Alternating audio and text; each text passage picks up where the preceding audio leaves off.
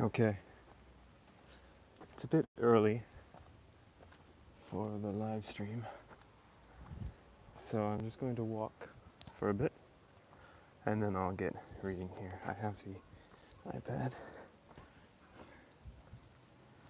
I am currently in Aise, in France, on the Côte d'Azur. And this trail is called the Chemin de Nietzsche, and it goes up to Aise village. So I guess there's two Aises. There's Aise-sur-Mer and Aise village. It takes about an hour. So I'll be reading through this book. This is Thus Spoke Zarathustra. I'll be reading through it. It's the Oxford World Classics, I guess, publication. It's very good. And I'm actually going to read through the introduction first, which is going to take a long time. It might even take the whole live stream. I might not even actually get to the original Nietzsche text, just because I like to learn about the background of these things. I think it's good for us to do that. We've got a bike lock. Interesting. And a tiny bottle of Riccadonna Prosecco. And here's a nice view. It is very magical. I think the story goes that Nietzsche was ill at the time, so he spent a lot of his days on the French Riviera, which I can understand. It's April and it's like this, and I'm from Canada, so this is pretty unique. It never ceases to amaze me. The weather here, climate, the trees, the umbrella pines, they call them, and the cypress trees. Very, very nice. And the flowers, of course, and the smells. Kind of like the parfum of the area. It's very nice. Okay, 10 minutes. And then I'll start reading. My phone might die. My data might run out. The signal might be bad. There's many things that could happen. But, and also there's people as well. Bonjour. But I hope whoever is watching enjoys this. This is part of my channel, Re-Ed, Revolutionized Education. I'm traveling as much as I can, exploring different places, and making content and doing my classes. It's a lot of fun. And I wanted to do this trek for a while. I read some Nietzsche when I was in university, but like most people, I had trouble getting through it, all of it. And I'm kind of just a fool in all that stuff and I don't think I understand it completely. Not yet, anyways. It takes time. It takes years, I guess. So, I'm going to wait. Let some people go up further. And in 9 minutes, I'll start reading and maybe get a nice burn while I'm here.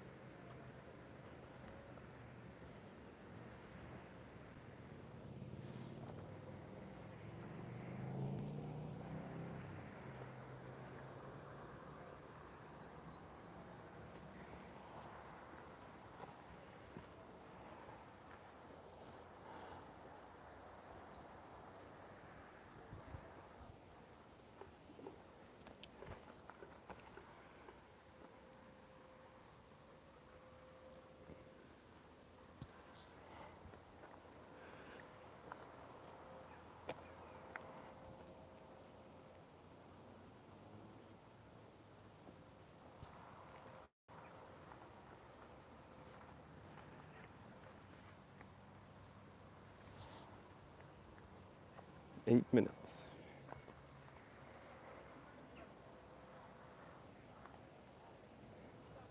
This is very strange. I've never done a live stream, I guess, like this. It's very strange.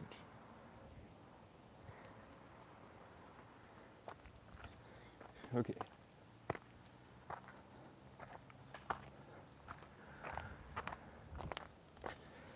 Okay.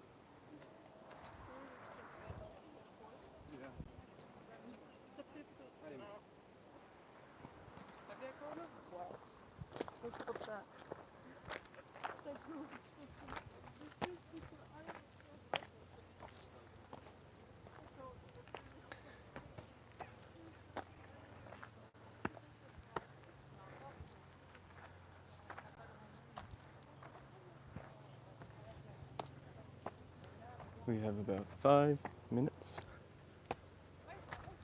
Then I'll start dramatically reading this book out loud on this trail. There's a few trails. There's one with steps and one without steps. Let's try the one without steps. See if I drop my iPad down the side of the cliff.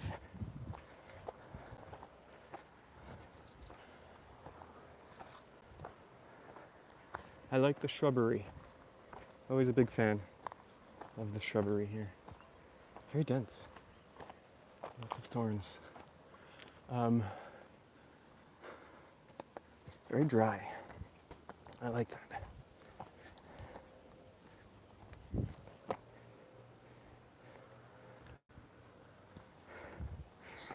Do 4 minutes.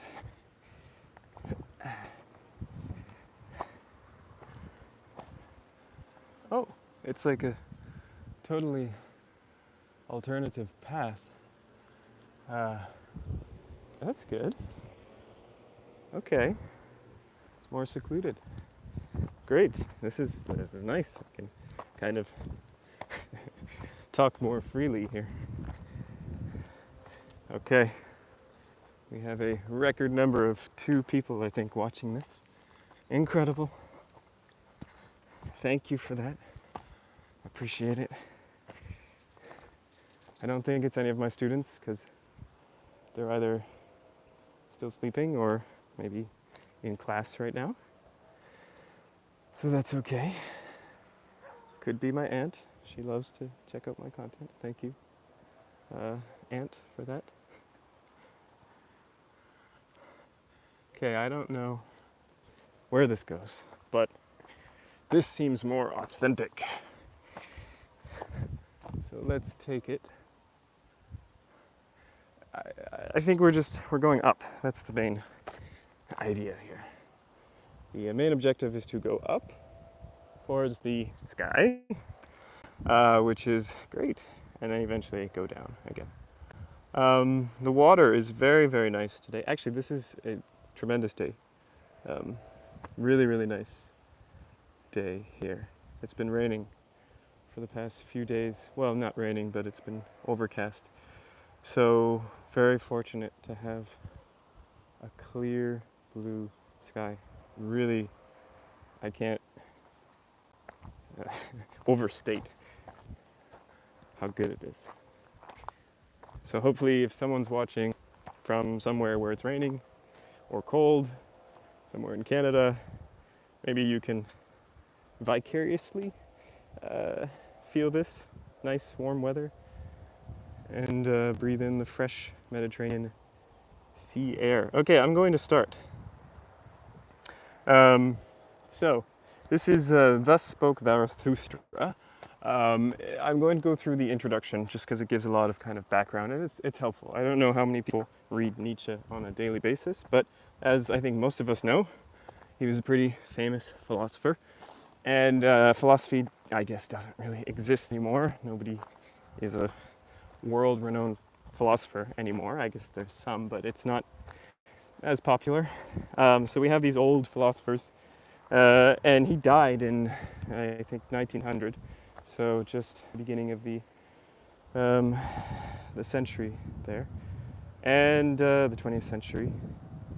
And there's a lot to learn from Nietzsche. He's been referenced a lot in pop culture, so I guess some people understand what his ideas are, and some people kind of understand them through other mediums of pop culture and things like that. So I'm just going to start here with an introduction so we can get some background on this. Thus Spoke Zarathustra, a book for everyone and nobody. The subtitle, at first puzzling, is also telling. The work is for nobody insofar as it's an intensely personal piece of philosophizing. There is in this book an incredible amount of personal experience and suffering that is comprehensible only to me. Many pages strike me as almost bloodthirsty. That's a note from Nietzsche, I guess. So why did Nietzsche bother to make public his personal experience? And to what extent is the result philosophy, whose practitioners have traditionally aimed at impersonality, generality, or even universality? The answer lies in Nietzsche's unusual understanding of philosophy and the philosopher, as exemplified in his most unusual book, Thus Spoke Zarathustra. Nietzsche knew that what is personal may, after all, touch others, though the process remains obscure. Interesting. Strange, wrote in 1880, I am dominated at every moment by the thought that my history is not only a personal one, that I am doing something for many people when I live like this and work on and write about myself this way. A few years later, he says this about the way philosophers can transform life experience into thought. We must constantly give birth to our thoughts out of our pain and nurture them with everything we have in us of blood, heart, fire, pleasure, passion, agony, conscience, fate, and catastrophe. Life to us, that means constantly transforming everything we are into light and flame, as well everything that happens to us. Such light and flame can illumine the way for others through the medium of the written page, as long as the style is sufficiently vibrant. Ooh, that's very good. I like that. I do believe that. I think that's incredible. You can learn a lot just through reading someone else, their personal experiences. Books are incredible. They have a really amazing impact on you. That's why I think we should all be reading. We should be forced to read. We should be tied down, chained down, and forced to read every day. Why not? Let's go on here. Then the life that is saved in the book is immortal, since it survives its author's death with a strange autonomy. It seeks out readers for itself, ignites new life, delights, terrifies, engenders new works, becomes the soul of plans and actions. If the word instructs is notably absent from this list of capabilities, this is because Nietzsche follows Goethe's well-known dictum, I hate everything that merely instructs me without amplifying or directly enlivening my activity. I agree with that too. I hate things that just instruct me. I've been doing a lot of coding, and that really gets on my nerves because it tells. I've been going through this program, and it just tells you what to write, and I just get so frustrated. So I would like that if something is not just instructing me, but it's enlivening my activity. In It is his concern with imbuing Zarathustra's pages with the most vital life that enables a presentation of the personal to transform the reader's experience. Whoever has lived in this book returns to the world with an altered face and vision. Dozens of Nietzsche's letters testify to a passionate desire to reach other people and change their minds. Very interesting. And he did go crazy at the end, I guess. That's what they say. One thing I find about books is I remember I was sitting somewhere in a very kind of quiet region in a house, in a room filled with books, and I was just in complete solitude, and I had purposely turned off any connection to the outside world, any social media or anything, and threw my phone away. And I was looking at all these books, and I was really realizing that it was not actually quiet in that room. It was loud, because the books, I had this vision that the books were kind of screaming at me. With every word on every page, they're kind of screaming at you, because you open a book and all of a sudden you've got a dialogue in your head. And when you have all these books, you have an incredible amount of dialogues. So you can kind of imagine that actually being in a library is one of the noisiest places you can be. Okay, moving on.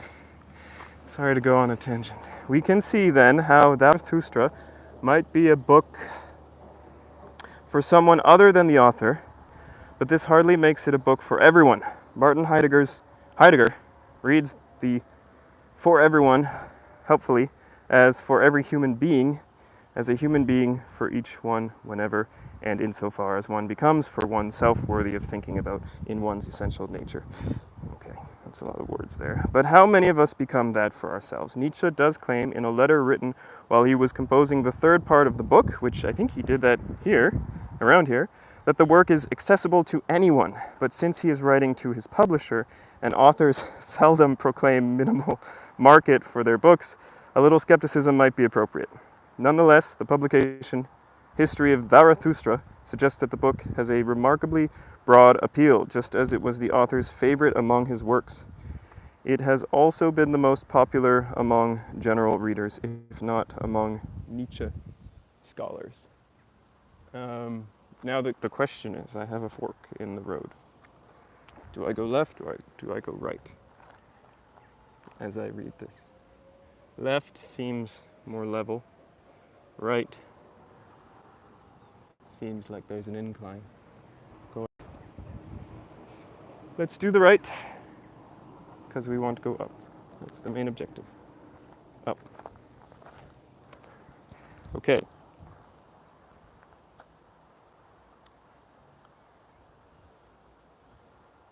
Heidegger reads the for nobody of the subtitle as meaning for nobody among the inquisitive types who merely intoxicate themselves with isolated fragments and particular aphorisms from this book. Okay, so that's when you kind of grab, I love aphorisms, but it's what's an aphorism? Like something like the road to hell is paved with good intentions. Just those nice phrases you can pull out, you can make it a quote, you can stick it on your Instagram or whatever, your profile. I do like those. But Heidegger, the philosopher, is saying that it's not for those people who just want to pull out stuff. And I think a lot of people do pull out stuff from Nietzsche like that.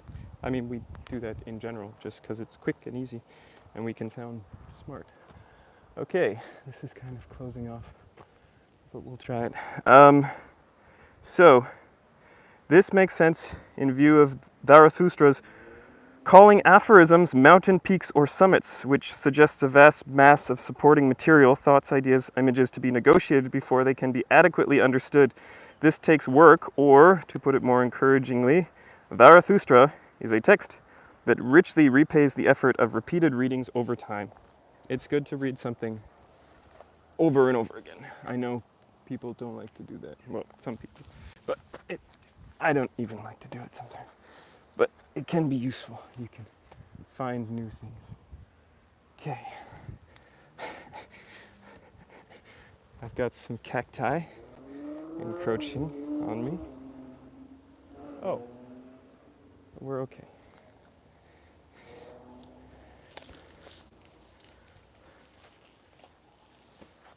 It's definitely not the right path.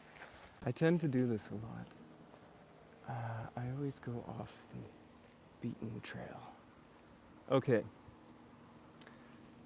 Going to continue a little bit and maybe hop up here.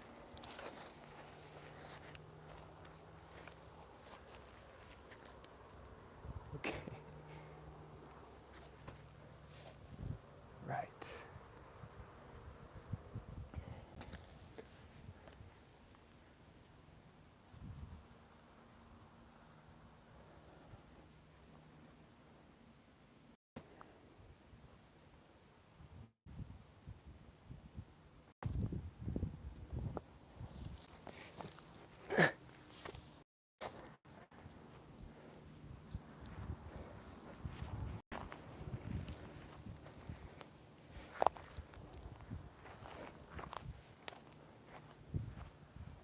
Oops.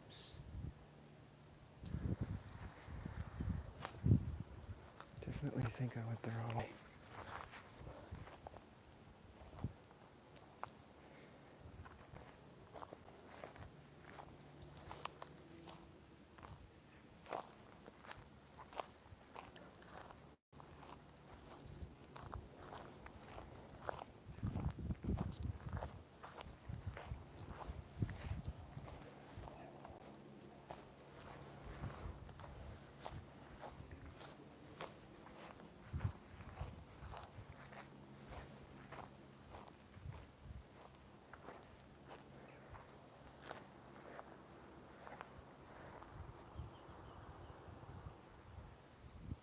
Oh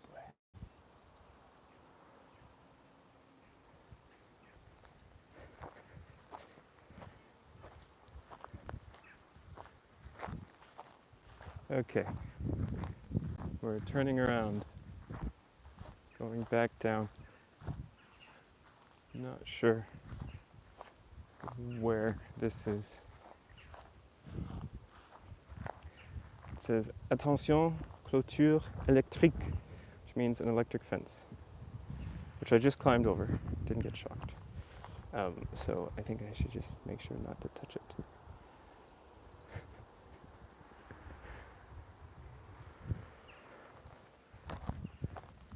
Let's see if there's a better way to get down.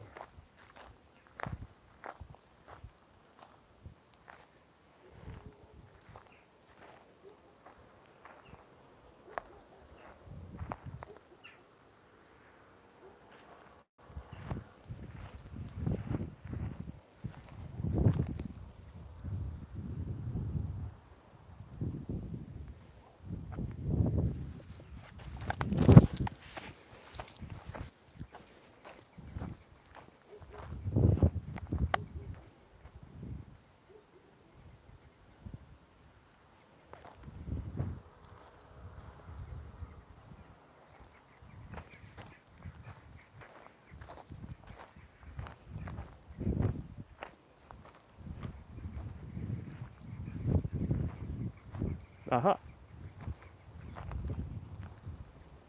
Okay. I'm going to leave through the appropriate exit and then continue this and get on the main trail. Took a side trail, which proved to be the wrong choice. Very nice house though. It'd be very nice to have a house here on the side of this cliff.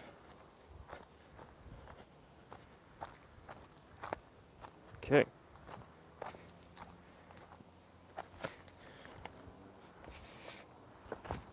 All right.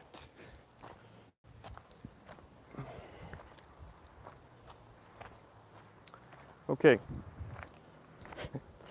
This is going to be a long trip to the Ez village. We have to backtrack, but I'm going to continue reading here.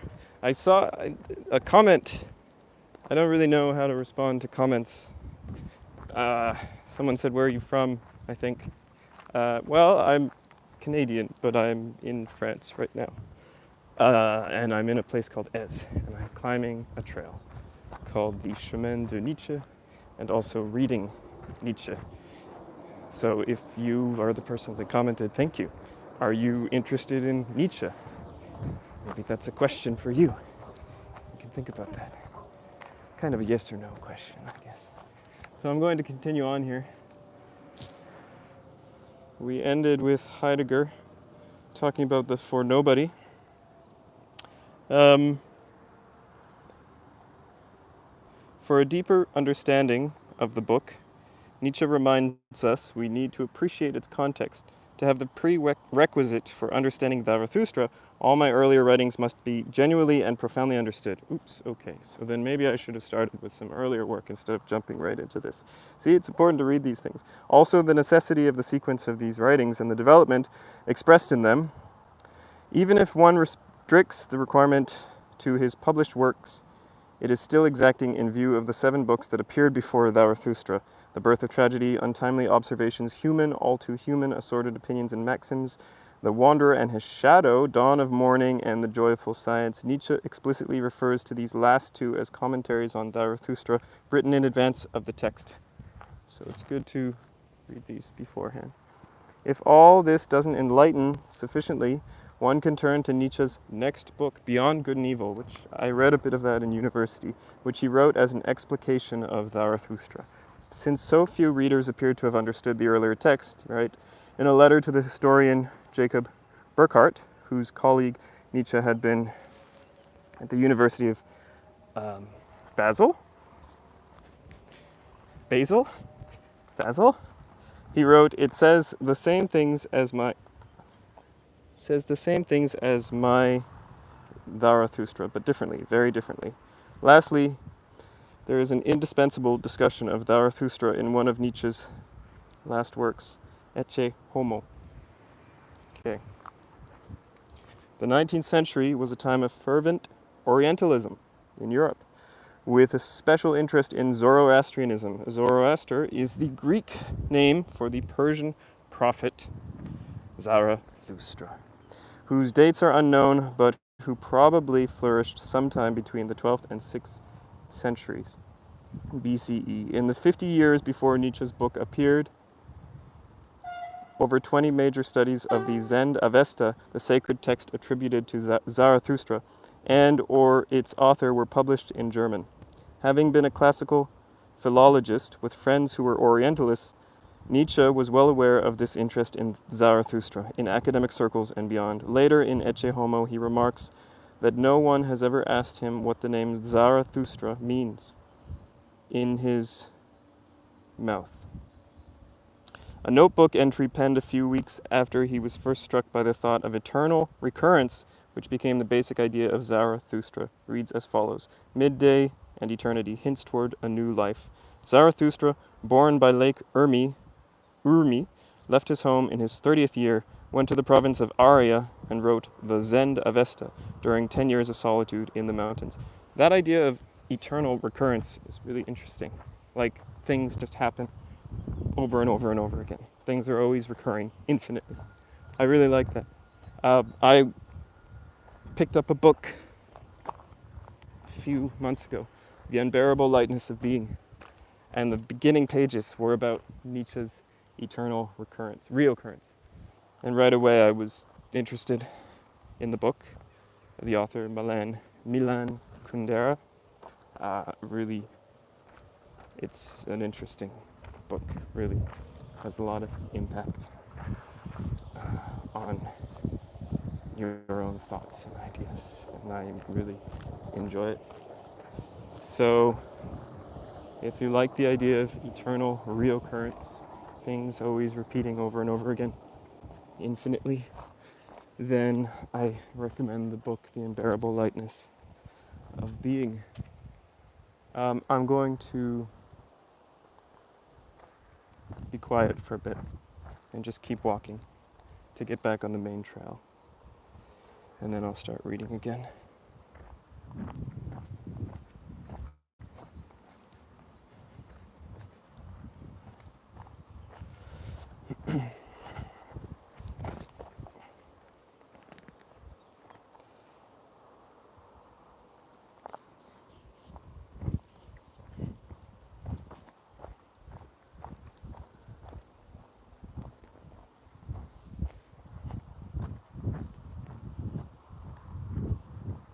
And I'll be ending this live stream, I think, in about 10 or 15 minutes, just to save my data and battery power.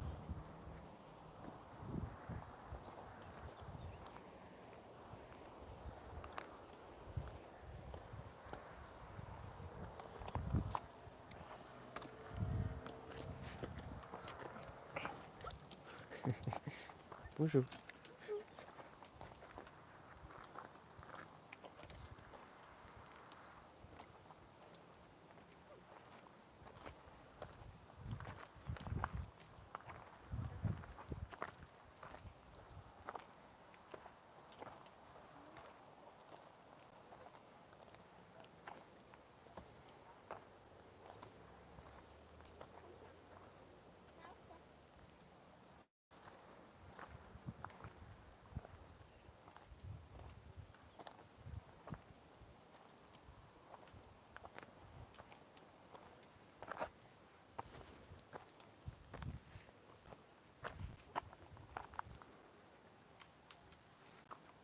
There we go. Okay, so this sentence that was about the Zarathustra leaving his homeland, leaving his home in his 30th year, went to the province of Arya and wrote the Zend Avesta, 10 Years of Solitude in the Mountains. The sentence is a paraphrase of a passage from the cultural historian Friedrich von Helwand concerning the Persian prophet, somewhat modified. It later becomes the opening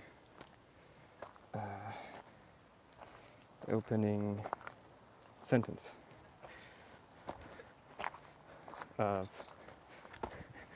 Thus Spoke Zarathustra.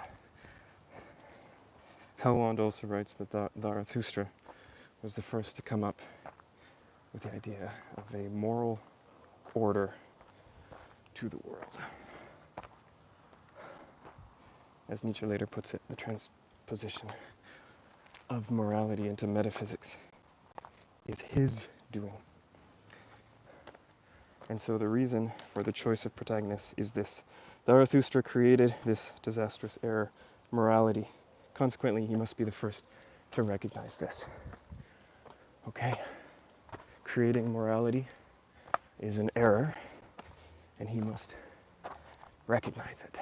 I guess morality is a difficult thing as humans, having morality, knowing what is good and what is not good. Okay. Like many a philosophical masterpiece, Zarathustra engages in a dialogue with earlier texts, though the range in this case goes beyond the philosophical to include the Homeric epics, the fragments of Heraclitus, Plato's dialogues, the Luther Bible, Goethe's Faust, Hölderlin's Hyperion, Emerson's essays, and Wagner's Ring of the Nibelungen